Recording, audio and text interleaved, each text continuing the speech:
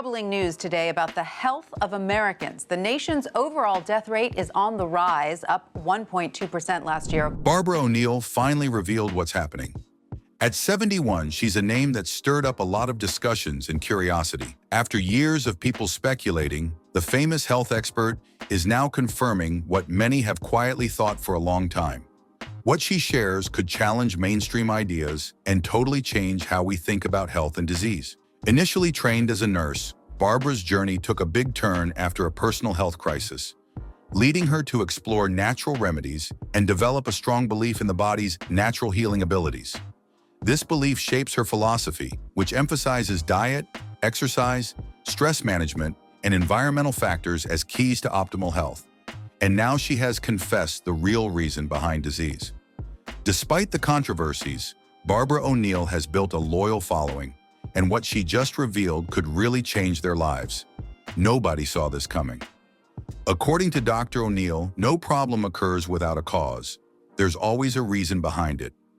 If someone tells you that your health issues are just random or just something that happens, you have every right to call that unscientific. It's essential to put on your detective hat and figure out the underlying reasons for your issues. So how do we do that? One important way to approach this is, and it's an important way to do it, is to look at the history, because we are a combination of everything that's ever happened in our life. Yes, our genes, yes, the conditions that we were raised in, whether that be the physical, the mental, the spiritual, the emotional. We're a combination of all that. According to O'Neill, the first step is to examine your history. We're shaped by everything that's happened in our lives, including our genetics and the conditions we grew up in, whether physical, mental, spiritual, or emotional. All of that contributes to who we are, so understanding your history is crucial, and there's more to consider. And symptoms. Symptoms are the body saying, excuse me, can you do something? Something's happening here. I need you to listen to me. I need you to respond. The third aspect is response. According to O'Neill, your body's response is a clear indicator of what's good for you and what's not. She believes everyone should be their own doctor because only you truly know your experiences and how your body reacts. For instance, only your hand could tell you what hurt and what didn't, so you listen. Unfortunately, many people have lost the art of listening to their bodies.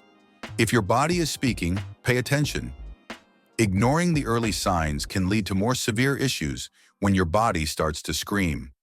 O'Neill also wants to highlight two main healing approaches, one based on fear and the other on faith. But they do not heal you, because there's only one thing that can heal, and that's the body. But I have faith that I live in a body that was created, and it was created to heal. According to O'Neill, when you cut yourself, it will heal if you create the right conditions. First, you need to clean the wound. Common sense, right? If there's dirt, it has to be washed out. Then, the cut needs to be held together so that the cells can connect and heal properly. Traditionally, one way to do this was by using pine pitch. You can still find it in bottles. When you pour it over the cut, it dries and pulls the edges together. Plus, it has antibacterial properties, which helps form a nice scab. You can also stitch it up or use adhesive bandages or butterfly clips. So as long as you provide the right conditions, that cut will heal. I'd like to look at genes, the true cause of disease, and we're going to go where we'll go many times this week, to what I call the CBD, the Central Business District of the human body, is the inside workings of the cell. So right inside the nucleus of the cell is the DNA, and the DNA is the genetic code. We get 23 chromosomes from our mom and 23 from our dad, so neither side has gray hair. My husband's side is all white, and both his parents are white too. DNA is super interesting. If you stretched it out, it could reach about 2 meters long and holds tons of info. If you turned all that info into books, they'd reach the moon and back. It's like a massive library. Our DNA is actually made from the food we eat. The outer strands are made of polysaccharides, which just means lots of sugars. Even your juice has those sugars. The inner parts are made from amino acids, which come from the proteins we eat, like those protein drinks you had yesterday. And remember that delicious meal you're dreaming about? Those sunflower burgers with tofu are packed with plant protein, all held together by minerals. Hippocrates once said, "Let food be your medicine and medicine be your food." He didn't even know that our DNA is made from what we eat. Though I cannot change the colour of my skin, my height, I can change the genes regarding my health status. Isn't that good news? That their lifestyle, even actually your emotional status, even what we think, definitely what we eat and drink, can turn our genes on or off. According to Barbara, it's our lifestyle that pulls the trigger, and this concept is studied through epigenetics, which looks at how things like food and lifestyle affect our genes. The good news is that we can actually turn certain genes on or off based on what we're eating and drinking. What she's interested in exploring is what exactly affects these genes. We've been looking at this all week, but she also wants to understand why we inherit weaknesses. These weaknesses are passed down through DNA, acting like a message that gets carried forward. Barbara then confessed a truth about an incident that took place and explained how that changed what was about to happen to her child's future. Peter, we conquered his asthma at the age of 2.5, and he was diagnosed with severe physiological asthma. We definitely stopped any dairy, we definitely stopped any wheat, but I also went to a naturopath and I discovered water treatments and herbs that I could give him. Barbara shared the story of how her son overcame asthma using her techniques. She explained that her father had asthma all his life, but when he stopped consuming dairy at 50, he finally conquered it. In her own family, her 5th child also had asthma. She consulted a naturopath and used water treatments and herbs, and Peter had his last asthma attack at 2 years old. This is really life-changing, what Dr. O'Neill has confessed, but she also revealed the reason behind the rise in disease. Because if our body's designed to heal itself, why isn't it healing? It's because of the genes. 92% of DNA damage, we are told, is caused by a mineral deficiency. Dr. Barbara O'Neill highlights the issue of mineral deficiency, explaining how modern food lacks the nutrients it once had. She references Dr. Robert Thompson, who noted that food 80 years ago contained nearly twice as many nutrients as it does today, with some estimates suggesting an 80% drop in certain nutrients. The root cause of this deficiency is found in the soil itself. When the soil is deficient, the plants grown in it are deficient, leading to nutrient-poor food for those who consume it. O'Neill points out that the same crops are grown repeatedly on the same land, depleting the soil of its minerals. If these nutrients aren't replenished, the plants will lack essential minerals, and consequently, so will the people who eat them. Organic farming, she explains, addresses this by feeding the soil with compost between crops, ensuring it remains rich in nutrients.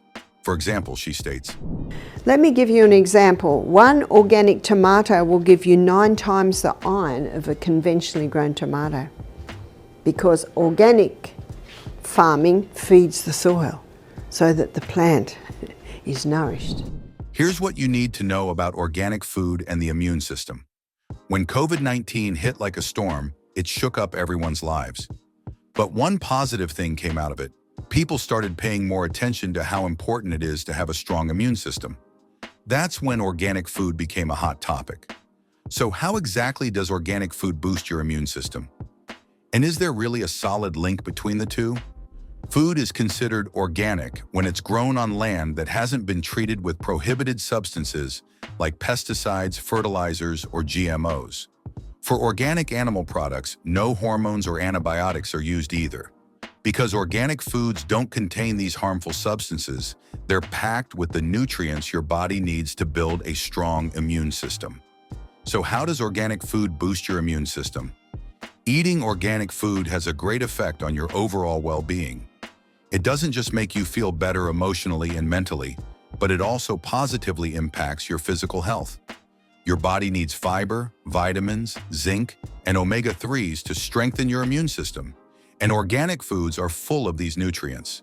This helps improve your immunity over time. Plus, since organic foods don't have pesticides, you're not exposing your body to harmful chemicals that can cause health problems. A clear difference can be seen in people who mainly eat non-organic foods. They often face issues like reproductive problems, bone health concerns, and other complications. Overuse of antibiotics has led to resistance, not just in humans, but also in livestock. While farmers argue that antibiotics are needed to treat animal diseases, the long-term effects are concerning. When you eat foods from animals treated with antibiotics, your body can become resistant to them, which can weaken your immune system. On the other hand, organic foods are free from antibiotics. If animals get sick, they're separated from the herd and not used for food production. This means the organic food you eat is pure and antibiotic-free, helping keep your immune system strong. One of the perks of eating organic food is how it benefits your heart.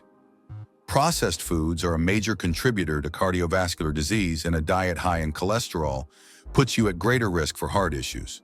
Organic foods help lower that risk because they consist of naturally processed fruits, vegetables, seeds, whole grains, and organic meat. So what organic foods boost your immune system? Now that you understand the link between organic foods and your immune system, let's explore which specific organic foods can give it a boost. First up are nuts, seeds, and greens. These are packed with vitamin E, and some, like sunflower seeds and spinach, also provide magnesium, fiber, and manganese, great for snacking or lunch. Then we have fish and eggs, which are rich in vitamin D and omega-3s. Just remember to cook them in olive oil for added benefits. Multigrain options like oats, quinoa, brown rice, and corn are excellent for keeping you full and can aid in weight loss. If you're not a fan of multigrain alone, try Penny Regate Multigrain, a gluten-free pasta made from quinoa, buckwheat, corn, and rice. You can also add other organic foods to your diet, such as dark chocolate, berries, turmeric, ginger, garlic, and black pepper. You can also incorporate other healthy beverages into your daily routine, like green tea, berry smoothies, and watermelon and mint smoothies. Green tea is particularly beneficial, packed with antioxidants that enhance your immune system and support weight loss. It also contains amino acids that help fight germs through T cells. In conclusion, the human body is complex, especially when it comes to the immune system. While more research is ongoing to explore the benefits of organic foods, it's clear that there's a strong connection between them and immune health. This provides a solid reason for anyone looking to boost their immunity to invest in organic foods. That's all for today. If you enjoyed the video, give us a thumbs up and share your thoughts in the comments below. Don't forget to subscribe for the latest updates and hit the bell icon so you never miss a new video. Thanks for tuning in. See you next time.